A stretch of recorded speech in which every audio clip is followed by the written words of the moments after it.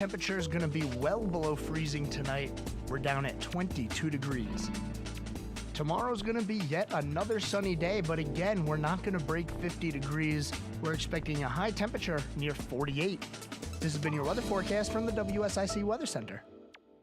Hi, this is Joshua Doby.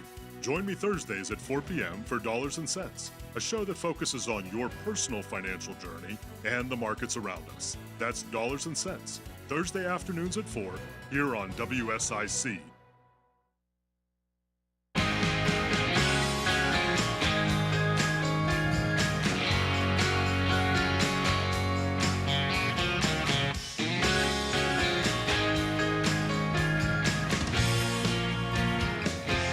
Hello, everyone, and welcome on this Tuesday. You're listening to the Scoreboard right here on WSIC 105.9, 100.7 FM. You can call me up 704-873-1400, and always streaming the video live to Facebook, Twitter, YouTube, LinkedIn. Soon, eventually, one day, Instagram, maybe. And our website, WSICnews.com. We have a good one in store for you today. Monday Night Football last night. Quite the surprise in the NFL. Things did not go as we had originally thought that they would go, shaking up the NFC playoff picture just a little bit. We'll get to that a little bit later in the show.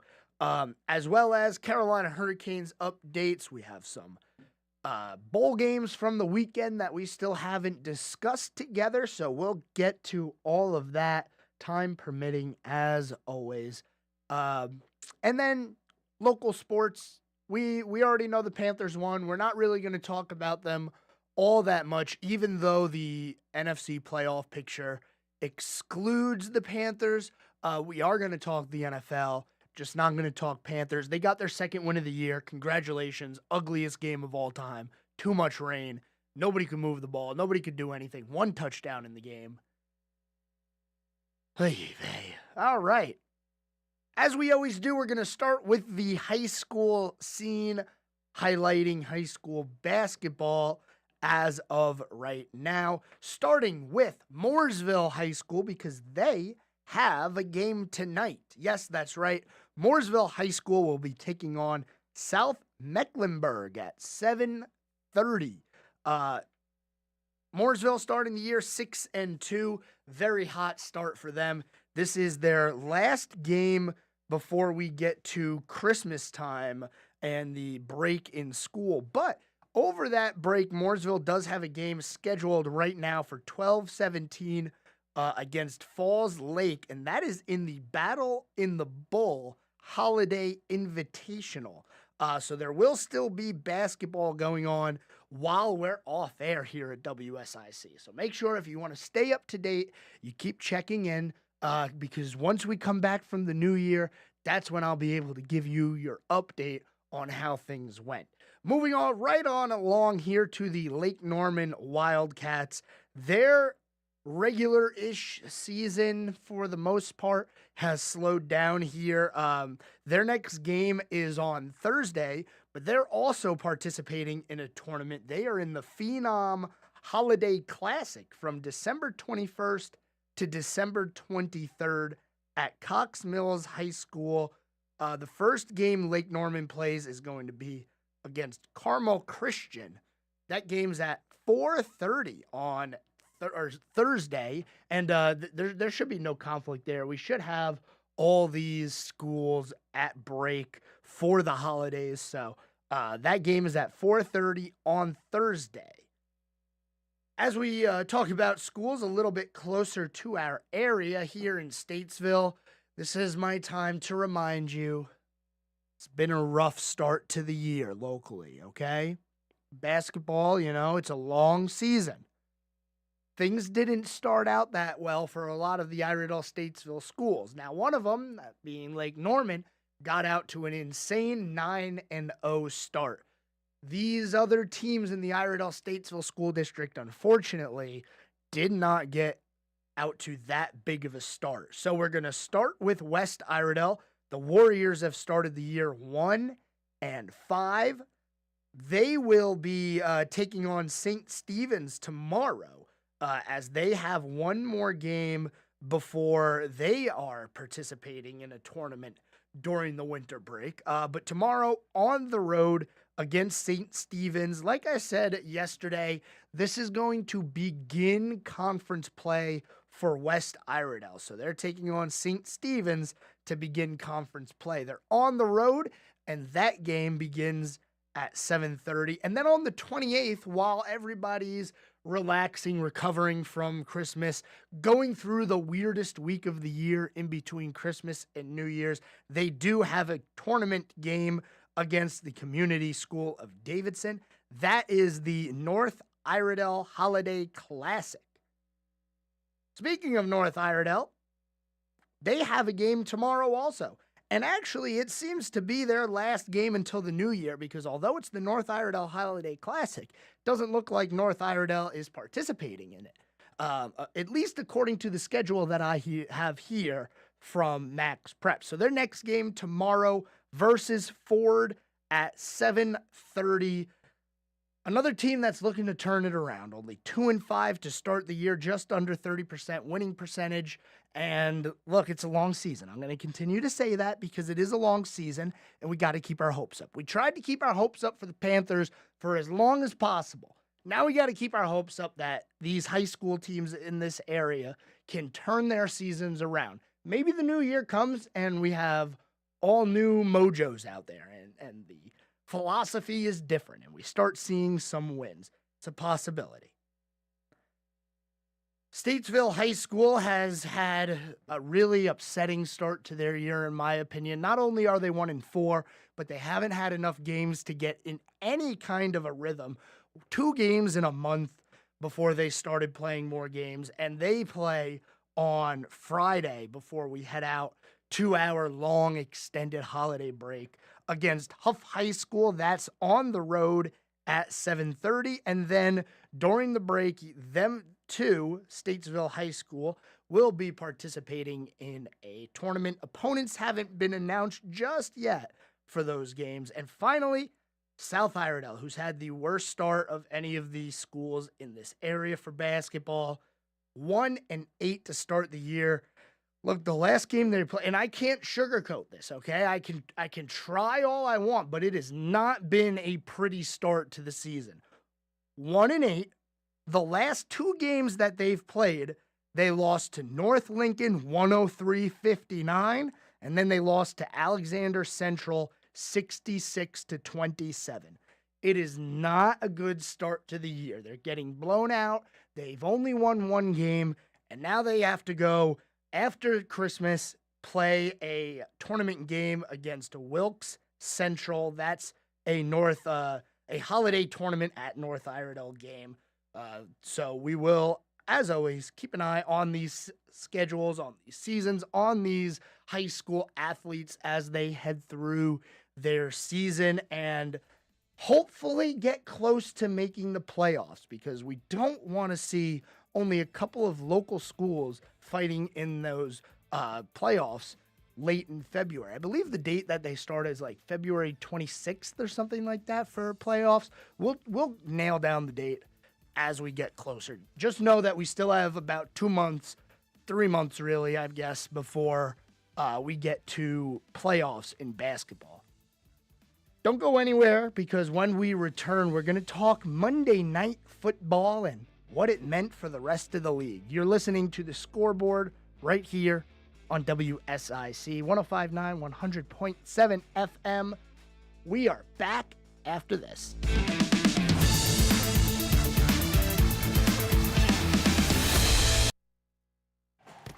More of The Scoreboard with Joe Berg is coming up on the new 105.9, 100.7 WSIC.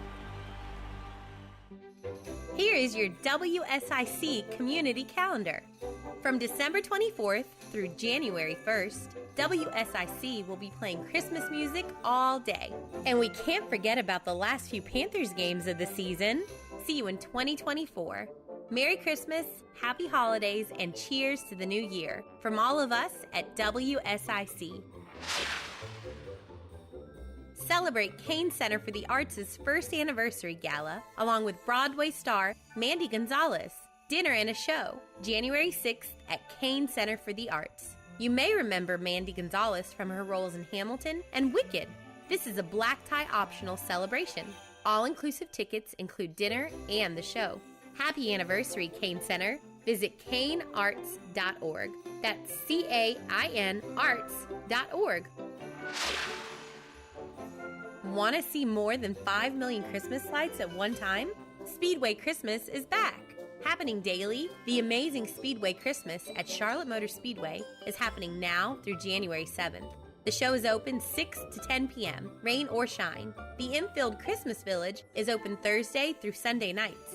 Speedway Christmas at Charlotte Motor Speedway, now through January 7th.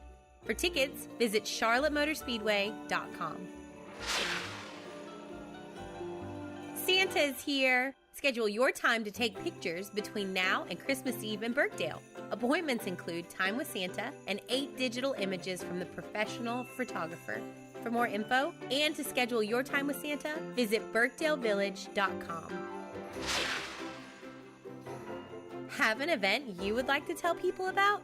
Yard sales, estate sales, and everything in between? Visit WSICnews.com and click on events to submit your event today.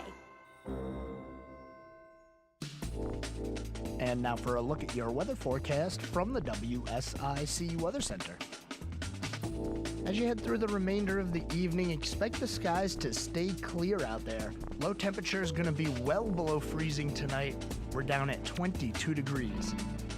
Tomorrow's going to be yet another sunny day, but again, we're not going to break 50 degrees. We're expecting a high temperature near 48.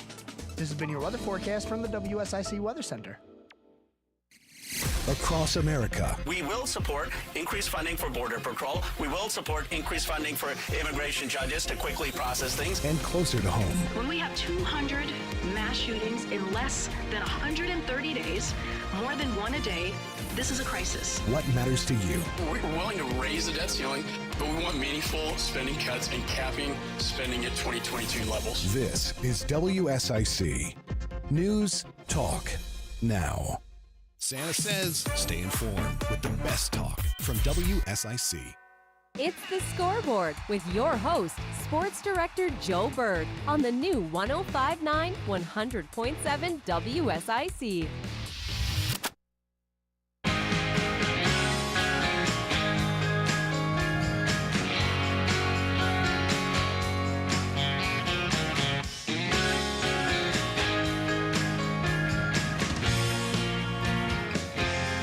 All right, everyone, we are back. It is segment number 2 here on this wonderful Tuesday. This is the Scoreboard on WSIC, 704-873-1400. That is our phone number. If you'd like to call in, chat, yell at me, who cares? Just call in. Be a part of the show. You could be a part of the show today. We're going to talk about the NFL because last night we had a very, very interesting game. Monday Night Football, and Monday night games have been okay this year. Maybe not great, but also not terrible. They've just been okay. Well, last night we had what I would consider to be a great game. The Eagles at 10-3 taking on the Seahawks 6-7. Seahawks fighting for their playoff lives. Eagles trying to continue to move through the win columns and stay ahead of the Cowboys in the NFC East. And I think everybody kind of dubbed this one as an Eagle victory from the start, especially when right before kickoff, we learned that Geno Smith would in fact not be playing in this game, and instead under center for the Seahawks would be Drew Lock, their backup quarterback, who was a part of that infamous Russell Wilson trade from a couple of off seasons ago. Well, the final score in this one, not what we thought. Eagles 17, Seahawks beat them. Seahawks 20-17, Seattle victory. Seattle moves to 500 on the year, 7-7. Eagles drop to 10-4, and this one had some important playoff and division and ranking implications. So let's get right to it. When we look at the standings, the NFC East has two teams that have already clinched the playoffs. That being the Cowboys and the Eagles. Both of those teams sit currently at 10-4, with the Dallas Cowboys holding the tiebreaker for the division. Now, why is that important? Because when you look at the teams that have clinched a spot as well as the current playoff seedings, you'll see that the 49ers have clinched as the 1 seed. They haven't stolen the 1 seed just yet, but they have clinched the division. The second best team in the NFC right now is the Cowboys, and fifth as the number 1 wild card sit the Philadelphia Eagles. That was a win that they needed for many reasons. If they wanted to, number 1, keep Dallas behind them, because Dallas does have the tiebreaker for the division right now. And 2, they needed to keep pace with the 49ers, who also have the tiebreaker against the Eagles, as the 49ers were able to dismantle the Eagles a few weeks ago. That was an important loss. And not only does it implicate the Eagles, but the Seahawks now sit at 7-7. The two teams in front of them are the Vikings and Rams, also at 7-7. And then behind them, the Saints are at 7-7. We got 4 teams at 500 right now, and only 2 of them are going to make the playoffs. Nobody's going to catch the Eagles. Nobody's going to catch the Cowboys and pass them in the wild card. It's not going to happen. Plus, they've already clinched the playoffs. So in the NFC, we know we have 2 more wild card spots remaining and 2 more divisions yet to be settled in terms of who's going to, make the playoffs and not make the playoffs. The Lions at 10-4 and the Buccaneers at 7-7. And like I said, the Saints 7-7, they are tied for that division. And then you look a little farther back, you have the Falcons, Packers at 6-8, and then the New York Giants, who unfortunately got cursed by this show right here when we said we were going to bandwagon the Tommy DeVito show. They lost to the Saints, and they lost pretty badly to the Saints, dropping their record now to 5-9, and at 7-9 as being the best that they can do. 8-9 being the best that they can do. I don't foresee that team making the playoffs, especially considering they have to play a Eagles team who just came off of a 3-game losing streak. Not once, but they do have to play them twice in the remainder of the season. And that who knows, that could be a Christmas Day treat right there. Giants, Eagles, maybe Tommy DeVito upsets the big bad Eagles. Feels like it's been a while since the Giants beat the Eagles, to be honest with you. But we'll see. There's a long way to go in the NFL season. There's only one AFC team that clinched. And that game last night didn't really have any implications to the AFC at all. But the playoff race in the AFC is just as tight as the NFC. And it's going to come down to the wire. A few housekeeping things that we need to talk about. Number 1, Aaron Rodgers. We've been hearing about Aaron Rodgers all year, ever since, we've been hearing about Aaron Rodgers and his antics since well before this year started. Maybe he should have stayed in the dark place, because then his ACL or his Achilles would still be intact. Who knows? I'm not here to pass off any kind of judgment. All I'm here to say is it is officially been confirmed via the Pat McAfee show that Aaron Rodgers will not return this season. He said he is pushing it, trying to play 14 weeks after Achilles surgery. And he said that the timing of it was a little weird. He was hoping that the Jets would still be in a spot to compete for the playoffs. And I think that was the thought process for the entire team. But as we continued to progress through the season, it became increasingly obvious that this team is not going to compete for the playoffs with these quarterbacks under center. And Aaron Rodgers never swayed away from his, hey, I might be able to come back later in the year. You never know. I think this was a motivation tactic. Somehow, some way, I think that him continuing to claim that he will be back for the regular season was a way to keep his team motivated to keep fighting as they went through a regular season with their backup and third-string quarterback taking snaps.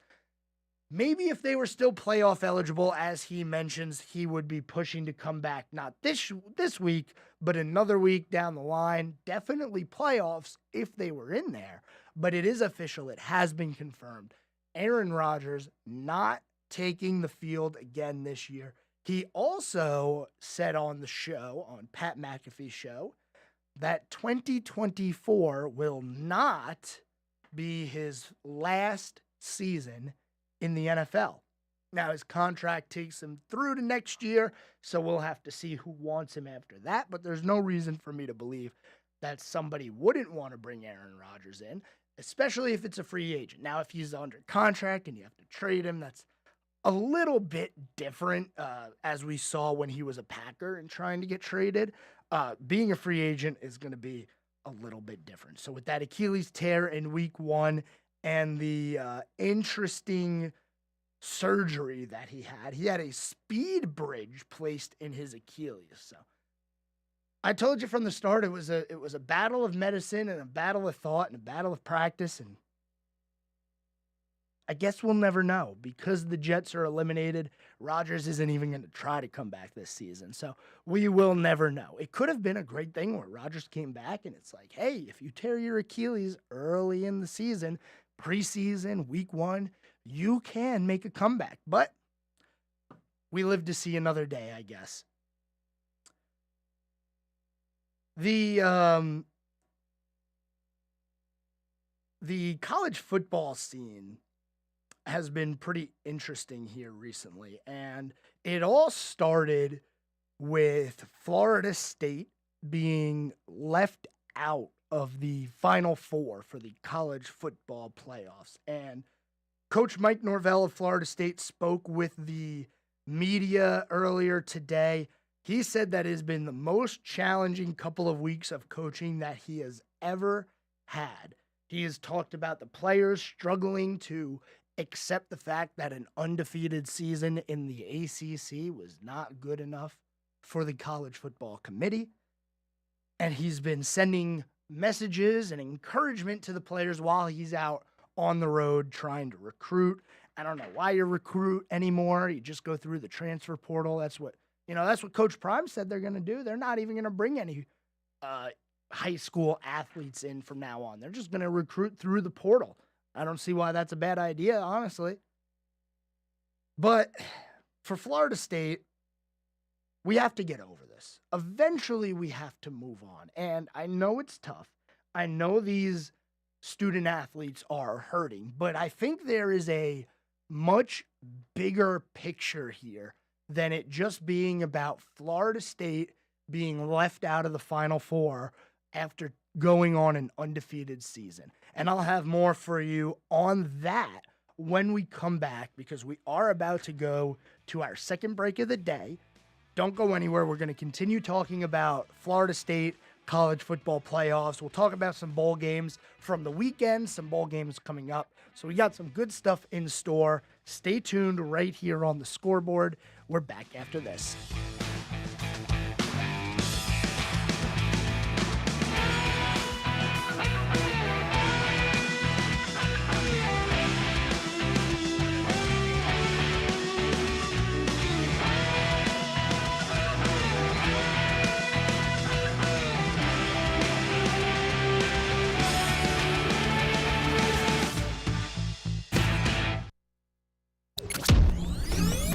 More of the Scoreboard with Joe Berg on the way on the new 105.9 100.7 WSIC. Americans love using their credit cards because they're secure and convenient. But politicians in D.C. are trying to pass a law that will jeopardize your credit card's data security and rewards benefits. Thankfully, Congressman Patrick McHenry is taking a stand and fighting back to oppose this law. Tell Congressman McHenry thank you for protecting our data security and opposing the Durbin-Marshall credit card bill, paid for by the Electronic Payments Coalition. And now for a look at your weather forecast from the WSIC Weather Center. As you head through the remainder of the evening, expect the skies to stay clear out there. Low temperature is going to be well below freezing tonight. We're down at 22 degrees. Tomorrow's going to be yet another sunny day, but again, we're not going to break 50 degrees. We're expecting a high temperature near 48. This has been your weather forecast from the WSIC Weather Center. Looking for a great way to say thank you to your employees? Connect with your customers or send a holiday gift. Black Powder Coffee can customize a coffee and tea basket or box for you. And don't miss out on Black Powder Coffee's Holiday Blend. A smooth flavor profile with a bright beginning, buttery caramel, and baked chocolate finish. Black Powder Coffee, 261 Rolling Hill Road, or online at blackpowdercoffee.com. Get into Randy Marion Chevrolet in Statesville. It is hard to believe it is December, but we at Randy Marion Chevrolet in Statesville, we are ready for the year-end. Year-end savings are all around. We have got 2023 Chevrolet Equinoxes discounted up to $5,000. In stock, ready for delivery. Also, the new Colorado's in stock, ready for Santa's sleigh. Come see them today. Randy Marion Chevrolet right here in Statesville, I-40. King of Price, RandyMarionStatesville.com. This is a true, sad story for ADT, the leader in home security systems. My favorite dog, Oliver, was stolen from our garage recently. If I had a camera system installed in my home from ADT, I would have known exactly what car possibly pulled up in my driveway and stole my little friend. If I had a security system from ADT, my dog would still be here. I called ADT this weekend, and they're coming out in a few days to install a camera and a new security system. Unfortunately, it's a little too late for me. Listen, protect everyone you love in your family. Call ADT now. Have them come out and give you a quote to install a full security system in your home. Don't let it be too late for you. Call right now. Paid for by the Home Security Hotline. 800-561-6198. 800-561-6198. 800-561. Bryce dazzles down the stretch. And he's Schroff with this Panthers update. It's bow time. 'Tis the season for food and family, but thanks to Bojangles, you don't have to spend hours in the kitchen when loved ones come home for the holidays. Set down the spatula and put away the mixing bowls, because this holiday season, Bojangles is ready to help you celebrate with all your family favorites like Chicken Supreme, Cajun Filet Biscuits, or a big bow box of hand-breaded chicken, scratch-made biscuits, and fixins for the whole family. We'll make the food so you can focus on making memories. Head to Bojangles and gift yourself a taste of home. It's bow time. It's been a bumpy rookie season for number one pick Bryce Young, but in the fourth quarter on Sunday with his team down, Young marched the Panthers down the length of the field to set up the game-winning score. Interim head coach Chris Tabor. In complete control, confident, knew exactly what the situation was and how it was being played. Saw a kid take another step today. Really excited for him. You know, that's another touchdown drive for the guy. Did it in the Houston game, did it in this game. So I think those are things that he can continue to – he's going to grow from. Young was 5 for 5 on the game-winning drive in less than ideal conditions. I'm really happy for him. He's put in the work, and it paid off today, because throwing the ball today, guys, I know you were in the comforts of that nice box up there, but it was a little rough down on the field, and I thought he threw the ball well, and then I thought our receivers came up with big catches when they needed to, and we've been talking about that, who's going to step up and make some plays, and I thought all the guys did that. Really happy for him. Young completed 14 of his last 17 passes while averaging more than 10 yards per completion. I'm Anish Schroff with this Panthers update, brought to you by Morris Jenkins. Talk sports with Joe Berg. Call 844-STUDIO-4. It's The Scoreboard on the new 105.9, 100.7 WSIC.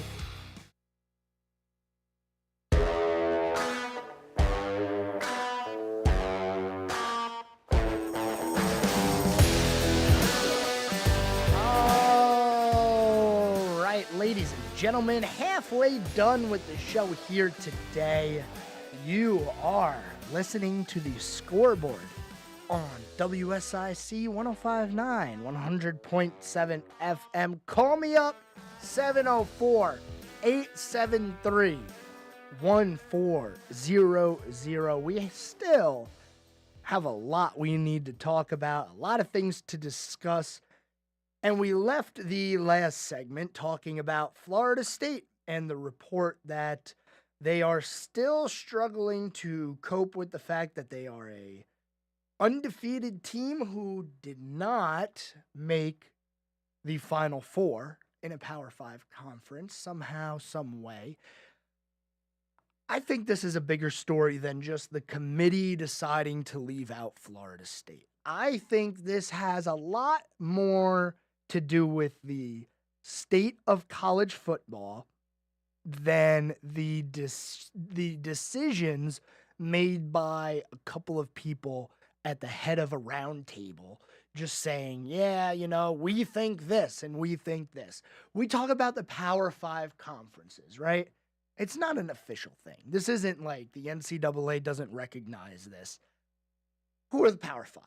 SEC, ACC, Big 10, Big 12, and the Pac-12. Well, we lost the Pac-12. It's gone. It doesn't exist anymore. Somehow, you know, they just decided to all up and leave. And the SEC gained some teams. Big 12 gained some teams. And the ACC, they were able to struggle their way into adding a couple of schools. Now, they were able to expand, but they got the last batch of schools remaining. And I'm sick and tired of hearing the term Power Conference or Power 5 Conference because we're losing that. It's going away. The multiple conferences, these are your power conferences, it's going away. And I think that the decision to leave Florida State out of the playoffs reflects more on the ACC than anything going on with college football. Why? Well, because they're not one of the premier conferences in college football. They just aren't. You know, they have a team here and there. It's been the Big 10. It's been the SEC. And I continue to say it, and I will continue to say it until it happens. We are on the track to college football being a two-conference system with divisions, with a regular season that looks like the NFL, with a playoff that looks like the NFL. And I feel like the ACC right now is on life support. Now, I don't know who's going to fall next, whether it's going to be the Big 12 or the ACC. But I can tell you this, I really think the last two conferences standing in college football are going to be the Big 10 and the SEC. The SEC is a given. We know that they are going to stick around. They have Alabama, you know, they got rivalries, they got history. The committee bent over backwards to get an SEC team into the college football playoffs. They bent over backwards for them. So I think this reflects on the ACC as a whole. And watch your backs. You better start figuring out a little plan of contingency here, because I feel like in the not so distant future, you're going to see teams start to leave the ACC. Try to get into the SEC. Try to get into the Big 10. Maybe even the Big 12, because eventually, you know, we're not just going to go from four power conferences down to two overnight. You know, the death of the Pac-12 didn't happen at the snap of a finger, right? This had to do with TV deals and exposure and schedules and who's flying where. There were a lot of other moving parts to this other than just, you know what, the Pac-12, it stinks. It didn't stink. It was one of the best conferences in college football this year. but we're moving to a place where the ACC could find themselves in trouble. And I'm just warning you right now to be ready for more change. If you thought that playoffs and the expansion to 4 teams and then the small expansion to 12 teams was a big change in college football, I think this is the tip of the iceberg, because there is so much potential money out there for college sports, for college athletics. Think about this. 40 Division I teams, 20 of them in the SEC, 20 of them in the Big Ten. And then you have the rest of Division I in a lower tier. You can bracket it out however you'd like. The bottom 2 teams in Division I, the worst team in the SEC and the worst team in the Big Ten, get relegated to Division I AA, if that's what we want to call it at that point. And I am talking about a much more complicated, much more drawn out, much longer process of changing college football and the way it's run and the way we think of the rankings, the way we think of these schools and the playoffs and the regular season and whose decision was it to put this team ranked here. We are slowly moving to a system where that will not matter. And I think it's going to benefit college football in the long run. It could turn out to be like what we have going on right now with NIL, the Wild West. You know, it was pretty much the Wild West when the Pac-12 started to disband. We just had schools going places. There was no rhyme or reason to it. You have a team out in California now in the Atlantic Coast Conference. Huh? That's a California team. They're nowhere near the Atlantic. So there was no rhyme or reason to this. It was completely Wild West. We are slowly going to see that happen with the entirety of college football. And the blowback from Florida State, to bring this all full circle, the blowback that college football, the NCAA, is getting for leaving out a quote-unquote Power 5 undefeated team is the reason that this move is going to officially start taking place, because they're going to see the reaction. They're going to see, it's going to go all the way through the new year until we crown a college football champion. And even then, we might still hear the conversation of, I can't believe they left out Florida State, an undefeated ACC team, a Power 5 team that was undefeated. The NCAA, the College Football Committee, college football, the SEC, the ACC, they're going to look at this and they're going to say, things need to change. And they will change. I'm trying to prepare you for 10, 15, and this isn't a 2-year process. This is something that in 10 years, in 15 years, you're going to say, wait a second, what's going on with college football? There's no more what happened to the Big Ten? What happened to the Big 12? The Pac-12 hasn't been around in forever.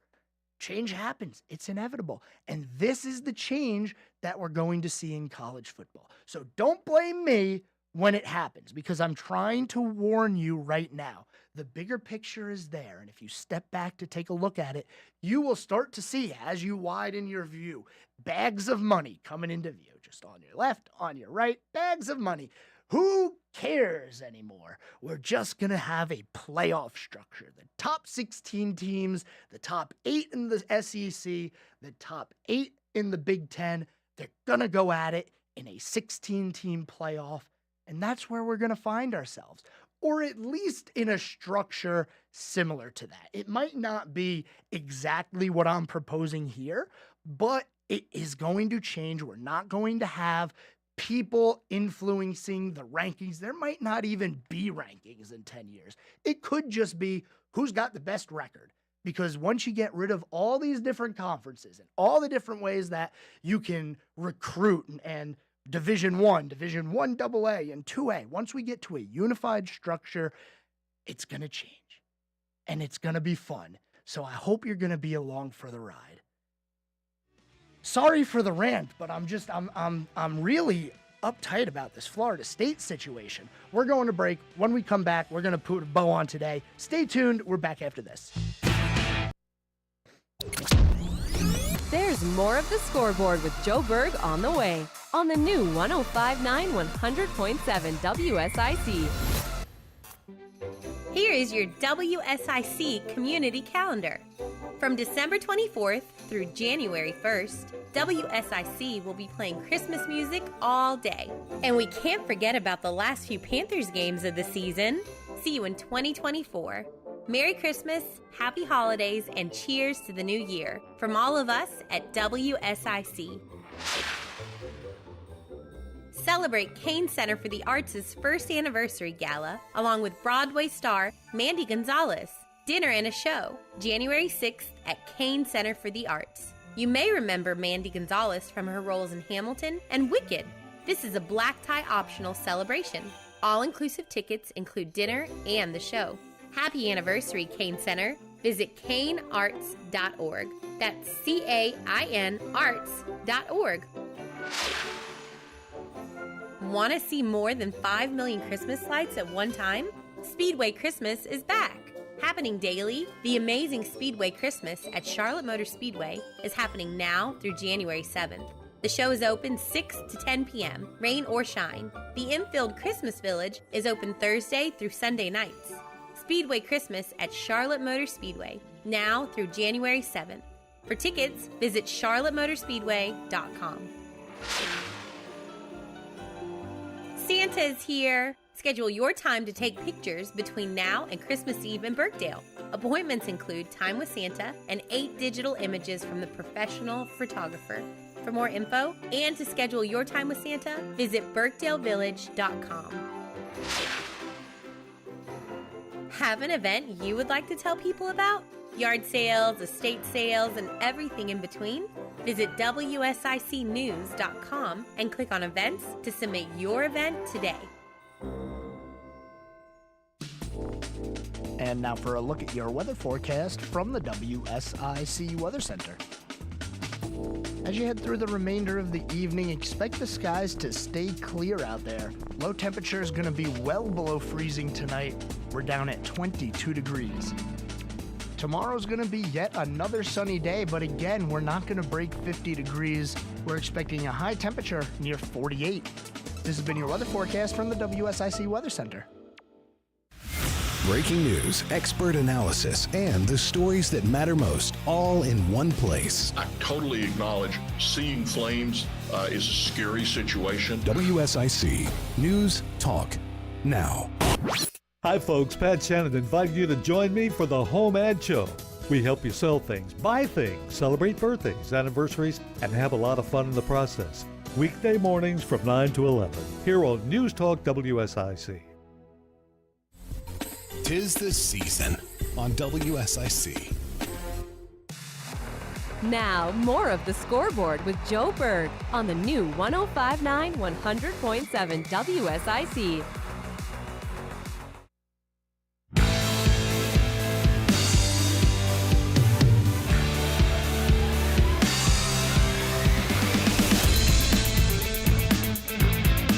All right, welcome back to the Scoreboard right here on WSIC. I hope you're still with me after that rant. I probably made some people mad because I know you got these college football traditionalists who love their rivalries and love their history and love their conferences. It's going to change, okay? Get over it. 704-873-1400. Do you want to dispute the claims I've made here today? We went over quite a bit of stuff in college football, and we do have bowl games to talk about. We had some bowl games over the weekend. We had a bowl game last night. We had one today. We have all these ridiculously named bowl games that we have to go over because everybody gets a bowl game now. It's like a participation trophy to be a part of one. So let's start with this weekend. Obviously, we got to kick it off with congratulations to Appalachian State. A lot of people here at the station went there. My sister went there. A lot of people I know have gone there. They beat Miami of Ohio 13-9 in the Avocados from Mexico Cure Bowl on Saturday.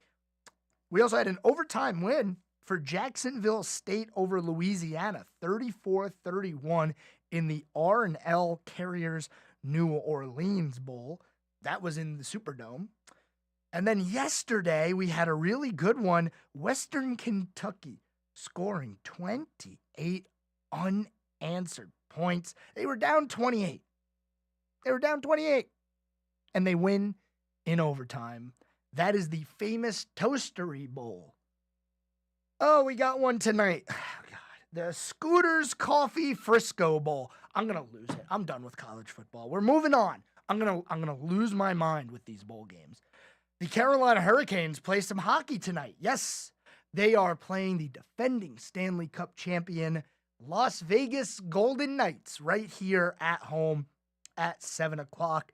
The Carolina Hurricanes have 2 wins in their last 8 games. They have not been playing good hockey. They've beat up on the bad teams. You got to give them credit where credit's due. But they've also lost 2 in a row in overtime, one of them being a shootout. And then they had a 4-game losing streak before that. They put Antti Ranta on waivers. They call up a young goaltender to see if anybody can save them. And tonight, when they take on the Vegas Golden Knights, they will start the game 4th in the division. Now, it sounds all doom and gloom, and I get it. 4th in division. Oh, my goodness. Why are we 4th? It's okay. Everything is still super close in the Metro.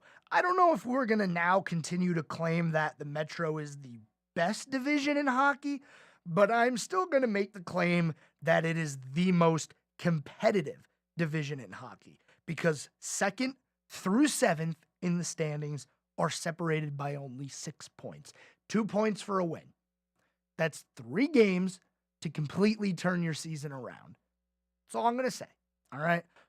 So the Hurricanes currently 31 games played. Man, we are 11 games away from the halfway point. 10 games away for Carolina in the halfway point of the season. We are moving through this NHL season. 16, 12, and 3.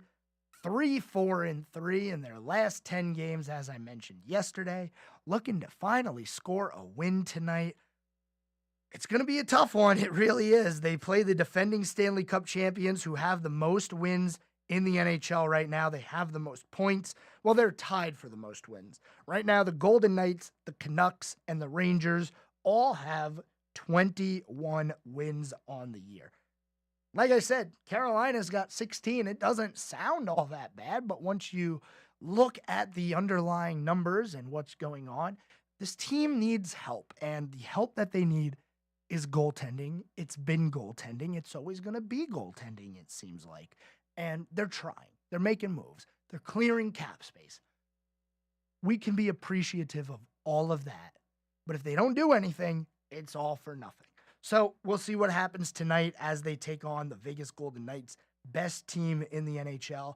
They are 3rd in the league in points percentage. There's so many different ways that you can organize the NHL standings. Usually it's just done by points. Right now, the top 3 teams in the league based on points are the Knights, the Canucks, and the New York Rangers. Hurricanes aren't close to that. They're 12 points behind the Knights for the best team in the NHL. Don't start thinking that they're going to make a run and they're going to compete to be the best team in the NHL. It's not going to happen. Moving on to some NBA news. Oh, boy. Oh, what are we going to do about the Hornets? What are we going to do about our Charlotte Hornets? I don't know what we can honestly do. They're not a good team. They haven't been a good team. They continue to lose. I mean, they've lost how many in a row now? 5 in a row, 2-8 in their last 10, 7-18 on the year, 13th in the East. I mean, this is what we've been talking about for the past, 10 years with the Hornets? Just bad, bad, bad, bad, bad. You know, I saw a stat today about the New York Jets. And it was listing all of the teams in professional sports that have been to the playoffs since the last time the New York Jets were in the playoffs. The Hornets were on that list, okay? So, you know, as bad as we say it is, at least they're not the New York Jets. But there is some NBA news that you should be aware of that it doesn't have to do with the Hornets, but Ja Morant is set to return after serving his 25-game suspension that stemmed from his social media antics with handguns. He will be playing against New Orleans at 7:30, and I don't think that it's too little too late for Ja Morant to come back for Memphis. He's going to turn that team around. Memphis is 6-19. The difference between my thought process with the Grizzlies and my thought process between the Hornets is the Hornets don't have a Ja Morant that's going to come back. Memphis at least has somebody who can elevate that team. Look, they're far behind. They got a long way to go. But we're about a quarter of the way done with the NBA season at this point, maybe teetering on a third of the way done with the NBA season. Who's to say they don't get hot? Who's to say Ja Morant doesn't turn the fortunes of the entire team, put them on his back and say, you know what, we're going to make a run, because that's kind of what they've been doing. Maybe Brandon Miller turns into that for the Hornets. I don't think so. It doesn't seem like he is that type of player. He's a decent player, don't get me wrong, but he's not Ja Morant. And Ja Morant coming back from the Grizzlies means that they may be able to make a push now for a possible play-in game. Imagine that. 25-game suspension, and there's still a chance that you can make the play-in. It's going to be an uphill battle, though, and Memphis didn't do themselves any favors. Like I say, you got to start the season off hot. That way you're not playing catch-up at the end of the year. Well, Memphis is going to be playing catch-up for the rest of the year. The Hornets, on the other hand, they're not catching anybody, all right? They might catch the top pick in the draft somehow, some way, if we could get that lucky with the lottery. But I don't think it's going to happen, and I don't think they're going to make the playoffs anytime soon. And I also don't know what's going to happen with the LaMelo Ball injury. He's been out for what is deemed to be a significant amount of time. No real timetable on that yet. Just the wording being that it's a significant amount of time. Not sure what we're supposed to do with that, but we're without our highest paid player. And I use the term highest paid rather than star because I still am not convinced that LaMelo Ball is a star in the NBA. He's good. He's decent. Was he worth a max contract? Probably not. But I mean, who else are you going to give it to, right? Might as well give somebody the bag. Oh, the Hornets are fun. It's fun. I wonder if the Hornets still get more attendance than what the Panthers got this last Sunday against the Falcons. At least the Panthers won. You know, you go to a Hornets game, it's pretty much guaranteed they're going to lose. So I don't know where they go from here. We're going to continue to at least keep you updated on the season, although there's not much to update you on. They're bad. They're hurt. They're going to stay bad for a while. That's pretty much all we have for you here today on the Scoreboard. It's been a wonderful day. We do have a bowl game tonight. If you're interested in the Scooters Coffee Frisco Bowl, I'm just going to let that one linger for a second. The Scooters Coffee Frisco Bowl. UTSA and Marshall will be playing in that one. I'm not interested in these made-up fake bowl games. Thanks for joining me here today on the Scoreboard. I know we had a lot to cover and we did rant for quite a while about the NCAA, but I feel better. I think at the end of the day, I feel better. I hope to have you joining me here tomorrow, same time, same place. This is the Scoreboard on WSIC 105.9, 100.7 FM. Until tomorrow, have a good one, everyone.